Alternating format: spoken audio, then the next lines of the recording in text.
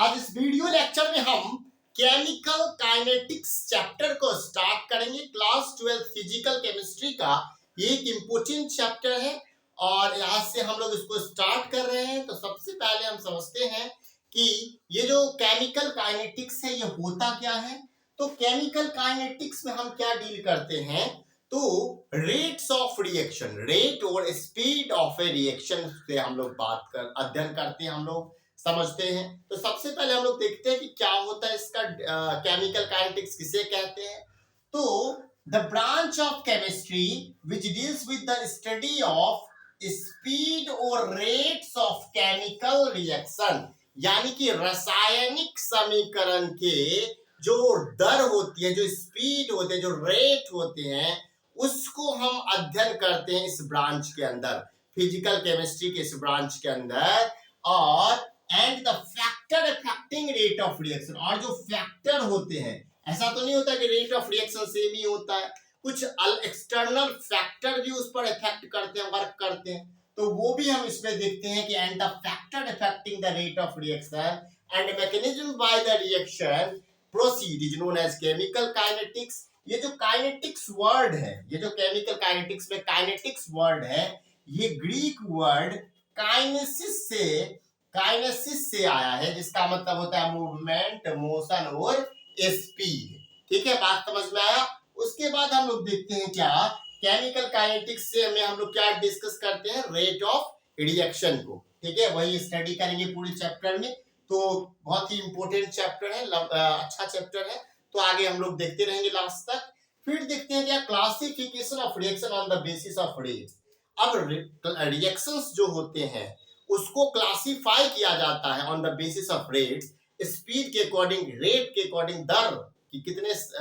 तो इसमें दो तीन टाइप में हम लोग इसको क्लासिफाइड करते हैं। पहला होता है वेरी फास्ट रिएक्शन, जैसे क्या होता है, ये 10⁻⁻12 टू 10⁻⁻16 सेकेंड में ये रिएक्शन कंप्लीट हो जाता है। अकर इंस्टेंटेनियसली, ये तुरंत हो जाता है, इंस्टेंट हो जाता है, इंस्टेंट रिएक्शन। और ये कैसा रिएक्शन होता है जनरली, तो ये आयनिक रिएक्शन होता है, क्योंकि इसमें बॉन्ड मैकिंग और बॉन्ड ब्रेकिंग में ज्यादा टाइम नहीं लगता। तो जैसे देखिए क्या NaCl रिएक्ट विद AgNO3, तो क्या बनेगा, NaNO3, क्या बनेगा, NaNO3 और AgCl का PPT, NaNO3 प्लस AgCl का PPT, ये बनेगा। तो यहां से आपको पता होता है कि ये रिएक्शन जो है वो जस्ट तुरंत हो जाता है। तो ये रिएक्शन क्या है, वेरी फास्ट। वही अगर बात करें वेरी स्लो की, तो इस रिएक्शन में महीनों लग जाता है, अकर्स इन ए मंथ और ईयर। ठीक है, जैसे एग्जांपल में देखें तो रस्टिंग ऑफ आयरन, आयरन में यानी लोहा में जंग लगना, यानी कि रस्टिंग जो एक प्रक्रिया है, प्रोसेस है, रस्टिंग ऑफ आयरन, इसमें क्या होता है, ये रिएक्शन वेरी स्लो है, महीनों लग जाता है, सालों लग जाता है। तो हम लोग जो केमिकल काइनेटिक्स स्टडी करेंगे तो इसमें कितना दिन तक देखते रहेंगे, क्योंकि आप देखे होंगे जंग लगता है, एक दिन में तो जंग लग नहीं जाता है ना, इसमें समय लगता है। अगर कोई ग्रिल है बाहर में या फिर कोई आयरन का कोई ऑब्जेक्ट है, उस पर आप गौर करके देखिएगा, तो ऐसा नहीं है कि तुरंत आधा घंटा में, 1 घंटा में, 2 घंटा में रस्ट होता है। जैसे आयरन ऑक्सीजन और वाटर के साथ रिएक्शन करके तुरंत रस्ट फॉर्म करता है, ऐसा तो नहीं होता है। तो इसमें समय लगता है। तो रस्टिंग ऑफ आयरन जो है वेरी स्लो रिएक्शन का आपका एक एग्जांपल हो जाता है। वही अगर हम मॉडरेट रिएक्शन की बात करें तो इसमें कौन आ जाता है, इसमें आ जाता है ये जो है, ये नीदर वेरी फास्ट। ठीक है, moderate reactions are neither very fast nor very slow. ठीक है, जैसे hydrolysis of ester, hydrolysis of sucrose. अब एक रिएक्शन लिखा हुआ देखिए, है ना, तो CH3COC2H5H2 रिएक्ट करेगा तो क्या बनाएगा हमारा, एसिटिक एसिड और इथेनॉल बनाएगा। ठीक है, तो यहाँ से जो ये है moderate reaction, very slow reaction, very fast reaction, ये क्लासिफिकेशन हो जाता है on the basis of rates. और ये जो चैप्टर है केमिकल काइनेटिक्स, ये बहुत ही अच्छा चैप्टर है, पूरा हम लोग पढ़ाएंगे शुरू से लेकर लास्ट तक, जीरो से लेकर हीरो तक। न्यूमेरिकल्स जो है वो भी सॉल्व करवाएंगे, जो जेई नीट बोर्ड एग्जाम्स के ध्यान में रखते हुए। पहले आप इसको पूरा कॉपी में नोट डाउन कर लीजिए, मैं थोड़ा सा साइड हो जाता हूँ। फिर हम लोग और बात करेंगे इस चैप्टर में, रेट ऑफ रिएक्शन के बारे में भी बात करेंगे। अब देखते हैं रेट ऑफ रिएक्शन क्या होता है। तो रेट ऑफ रिएक्शन जो है क्या है, change in concentration of any one of reactant और प्रोडक्ट पर यूनिट टाइम। अब क्या है, रेट क्या तरीके से समझते हैं, स्पीड ही तो है रेट। तो स्पीड बराबर क्या होता है, स्पीड बराबर होता है डिस्टेंस अपॉन टाइम, यही ना होता है। स्पीड बराबर हो जाता है डिस्टेंस अपॉन टाइम। तो यहाँ पे क्या है, change in concentration, change in concentration. जैसे ही रिएक्टेंट मतलब क्या होता है, रिएक्शन में क्या होता है, जो है ये इसके जो लेफ्ट साइड है इसको क्या बोलेंगे, रिएक्टेंट। जो बनेगा उसको बोलेंगे प्रोडक्ट। तो जब इसका कंसंट्रेशन डिक्रीज होगा तब ना इसका कंसंट्रेशन इंक्रीज होगा। तो यही क्या होता है, तो it is denoted by rate. तो change in concentration of reactant और प्रोडक्ट पर यूनिट टाइम, ठीक है। यानी कि अगर रेट को हम लोग आर से डिनोट करते हैं, और अगर इसका हम फॉर्मूला लिखे तो रेट बराबर क्या होता है, चेंज इन कंसंट्रेशन, ठीक है। चेंज इन कंसंट्रेशन, रिएक्टेंट का जो है वो डिक्रीज होगा, प्रोडक्ट का इंक्रीज होगा, जो भी होगा। तो चेंज जो परिवर्तन होता है, change in concentration upon time taken, ये क्या हो जाता है, रेट हो जाता है, ठीक है। अब अगर हम बात करें द फॉर्म ऑफ रिएक्टेंट, तो रेट बराबर होता है decrease in concentration of reactant. Reactant का कंसंट्रेशन डिक्रीज होगा तो फिर प्रोडक्ट बन जाएगा, है कि नहीं है, अपॉन टाइम इंटरवल, समय के साथ, ठीक है। तो वो क्या हो जाता है, रेट। और in the form of product, तो increase in concentration of product upon time interval. Concentration का फार्मूला क्या होता है, मोल अपॉन कंसंट्रेशन निकालने का क्या होता है, एन अपॉन एल, यानी कि मोल अपॉन लीटर। तो कंसंट्रेशन चेंज में मोल अपॉन लीटर हो गया, और पर यूनिट टाइम है तो सेकेंड, यानी कि मोल पर लीटर पर सेकेंड और मोल पर लीटर पर टाइम पर मिनट, या फिर हम ऐसे भी कह सकते हैं मोल पर लीटर पर टाइम। तो ये सब यूनिट्स हो गए रेट ऑफ रिएक्शंस के। तो आप इसको भी कॉपी में नोट डाउन कर सकते हैं। ये क्या होता है, चेंज होता है, क्या होता है, चेंज होता है। किसका चेंज, तो कंसंट्रेशन का चेंज, रिएक्टेंट या प्रोडक्ट में, किसके हिसाब से, तो टाइम के हिसाब से, per unit time. It is denoted by small R. तो रेट बराबर change in concentration upon time taken, ये तो समझ में आ गया। अब आप इसको भी कॉपी में अच्छे से नोट डाउन कर सकते हैं। तो ये समझ में आ गया। अब यहाँ पे क्या होता है कि अगर रिएक्टेंट के फॉर्म में बोले तो decrease in concentration of reactant upon time taken, और प्रोडक्ट के फॉर्म में लिखे तो increase in concentration of product upon time interval या टाइम टेकन, जो भी बोले। टाइम किस हिसाब से चेंज कैसे होगा, अब कोई स्पीड में ही जो यहाँ पे है कोई, अब यहाँ पे पहुंचेगा तो इतने दूर के तो चेंज ही ना हुआ, और इसमें क्या चेंज हो जाता है, ठीक है। तो इसको भी कॉपी में आप क्या कीजिएगा, नोट डाउन कर लीजिए।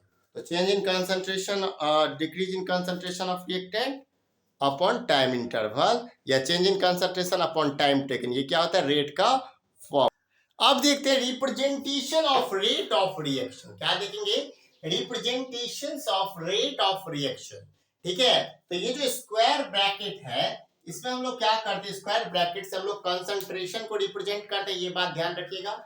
स्क्वायर ब्रैकेट से किसको रिप्रेजेंट करते हैं, कंसंट्रेशन को रिप्रेजेंट करते हैं। और चेंज जो होता है, चेंज वो दो टाइप से हम लोग रिप्रेजेंट करते हैं, एक होता है स्मॉल मतलब छोटा चेंज, और एक होता है बिग। तो उसको डी से, और एक को डेल्टा से, बड़ा चेंज जो होता है उसको डेल्टा से, छोटा चेंज होता है उसको स्मॉल डी से रिप्रेजेंट करते हैं। तो जब हम रिप्रेजेंट कर देखिए, तो एक हमारे पास एक जनरल रिएक्शन है, A plus B give C plus D, ठीक है। तो ये जो है A प्लस बी, जो हमारा इस एरो के लेफ्ट हैंड साइड में, उसको क्या बोलेंगे, रिएक्टेंट, और जो राइट साइड में उसको बोलेंगे प्रोडक्ट।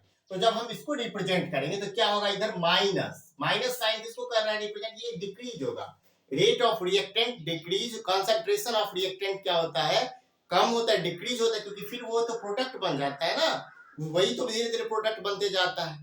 तो यहाँ पे माइनस साइन रिएक्टेंट के लिए यूज करेंगे, माइनस डी, डी चेंज के लिए, ए कंसंट्रेशन के लिए, अपॉन डी टी। तो change in concentration upon time, ठीक है।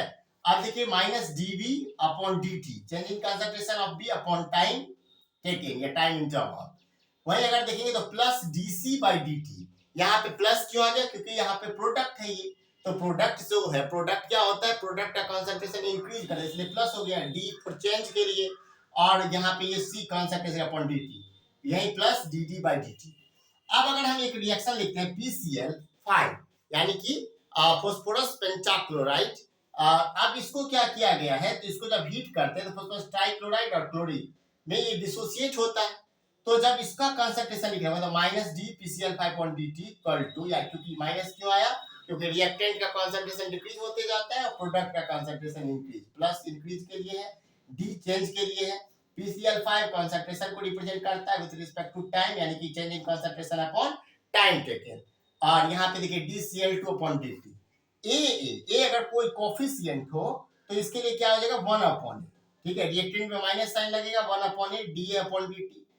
उसके बाद माइनस क्या होगा 1/b dV/dt, और प्रोडक्ट साइड में plus 1/c dC/dt plus 1/d dt/dt। अब अगर हम देखते हैं कि reaction N2 + 3H2 gives 2NH3, यानी कि नाइट्रोजन और हाइड्रोजन रिएक्ट करता है, एक मोल नाइट्रोजन और 3 हाइड्रोजन, तो क्या बनता है अमोनिया। क्या बनता है अमोनिया। तो इस रिएक्शन में क्या देखते हैं rate of reaction -g N2/dt minus 3 hydrogen है तो 1/3 हो जाएगा, और साइन को लग गया प्लस या माइनस तो माइनस, क्योंकि रिएक्टेंट है यहाँ पे कंसंट्रेशन डिक्रीज होता है तो -1/3 dH2/dt और प्लस 1/2 dNH3/dt। ठीक है, डी क्या है रिप्रेजेंट करता है, डी रिप्रेजेंट करता है चेंज इन कंसंट्रेशन और dt क्या है टाइम। ठीक है, तो अगर हम बात करें यहाँ पे, आप ग्राफ देखते हैं, ग्राफ किस तरीके से रिप्रेजेंट कर रहा है, तो देखिए ये क्या है, ये कंसंट्रेशन वर्सेस टाइम। ठीक है, तो देखिए कंसंट्रेशन जो है वो स्टार्टिंग में ज्यादा था ये, और इसका प्रोडक्ट का कम था, ये धीरे धीरे धीरे धीरे क्या हो गया डिक्रीज हो गया, और ये धीरे धीरे धीरे क्या हो गया इंक्रीज हो गया। तो ये ग्राफ भी आप राइट कर दिख सकते हैं, और ये वाला रिप्रेजेंटेशन ऑफ रिएक्शंस को भी नोट डाउन कर लीजिए। एक अच्छा सा एक न्यूमेरिकल इस टॉपिक पे बेस्ड हम अभी आपको बताने वाले हैं, जो बहुत ही इंपॉर्टेंट है, और थ्योरी के साथ न्यूमेरिकल चलेगा, क्योंकि फिजिकल केमिस्ट्री का ये चैप्टर है, तो आपको पता ही होगा कि कितना इंपॉर्टेंट है, तो इसको आप नोट डाउन कर लीजिए। अब एक न्यूमेरिकल देख लेते हैं। ठीक है, तो ये जो न्यूमेरिकल है ये क्या कहता है कि express the rate of following reaction in term of different reactant and product.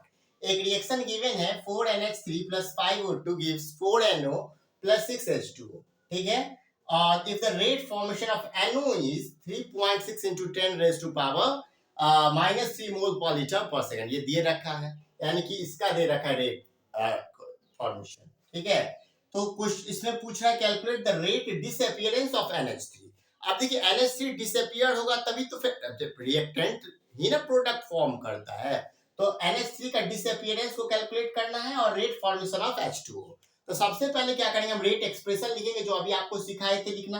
अब देखिए 4NH3 है तो 1/4 होगा, कोफिशिएंट का पता ही आपको, रिएक्टेंट साइड में है तो निगेटिव लगेगा माइनस साइन, डी चूंकि चेंज इन कंसंट्रेशन तो डी और NH3 और टाइम के साथ तो dt। ठीक है, -1/5 dO2/dt।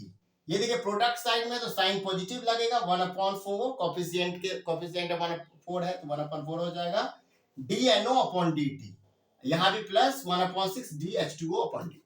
अब dNO/dt ये वाला जो है इसका वैल्यू दे रखा है 3.6 × 10⁻³ -3 मोल पर लीटर पर सेकेंड। तो अब हम कैलकुलेट क्या करेंगे, rate of disappearance of NH3 जो कि बराबर किसके होगा, rate of formation of NO। तो यहाँ पे आपको पता होगा कि -1/4 dNH3dt प्लस 1/4 dNO/dt, 1/4 कट गया तो dNH3/dt किसके बराबर हो जाएगा, 3.6 × 10⁻³ मोल पर लीटर पर सेकंड के बराबर हो जाएगा। वहीं अगर दूसरा क्वेश्चन देखें rate of formation of H2O, तो यहाँ क्या होगा, तो प्लस 1/6 dH2O/dt, इसको इक्वेट कीजिए किसके साथ, तो dNO/dt। तो यहाँ पे दोनों पॉजिटिव है, सेम भी नहीं है तो कटेगा तो नहीं, तो ये ऊपर चला जाएगा, ये यहाँ नीचे आ जाएगा, तो 6/4 और इसका वैल्यू क्या है 3.6 × 10⁻³ तो अब देखिए ये 2 से कटेगा, ये हो जाएगा 1/1.8।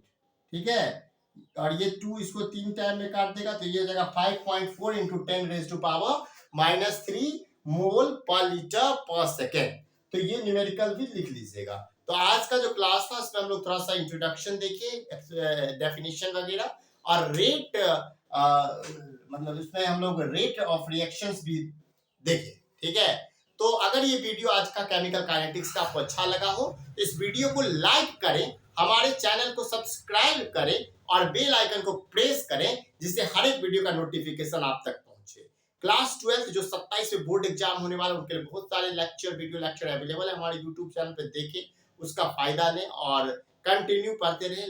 बोर्ड एग्जाम जो 2027 का होगा या नीट जेई सब के लिए केमिस्ट्री के लिए हमारा ये वीडियो हेल्पफुल है। Thanks for watching this video. इसको भी नोट डाउन कर लीजिए।